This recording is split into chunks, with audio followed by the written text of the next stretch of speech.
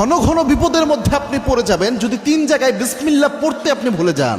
মনে রাখবেন বিসমিল্লাহ তো এমনিই বরকতময় এবং বিসমিল্লাহ ছাড়া উচিত না কোনো ভালো কাজের শুরুতেই, তবুও 3 জায়গায় মিনিমাম বিসমিল্লাহ ছাড়বেন না। আর অন্য জায়গায় মিস্টেক হয়ে গেলেও ওটা আল্লাহর কাছে মাপ চেয়ে নেবেন, বা মনের অজান্তে হয়ে গেছে, তবে 3 জায়গায় সব সময় চেষ্টা করবেন বিসমিল্লাহ পড়ার জন্য। তার মধ্যে 1 নাম্বার হচ্ছে বাথরুমে ঢোকার শুরুতে বিসমিল্লাহ পড়া। বলতে পারেন হুজুর এটা আবার কোন হাদিসের কথা বললেন, বাথরুমে ঢোকার আগে আবার বিসমিল্লাহ কেমনে পড়ে? হ্যাঁ, চমৎকার একটা হাদিস শুনেন।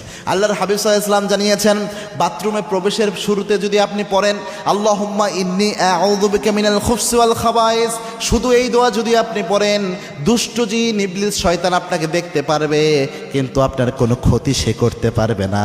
আর আপনি যদি পড়তে পারেন এইভাবে বিসমিল্লাহি আল্লাহুম্মা ইন্নী আউযু বিকা মিনাল খুবসি ওয়াল খাবায়েস, বিসমিল্লাহ আগে যদি যোগ করতে পারেন, আল্লাহর হাবিব জানিয়েছেন দুষ্ট জিন আপনাকে দেখতেই পারবে না, ক্ষতিতে করবে অনেক দূরের কথা। আল্লাহু আকবার।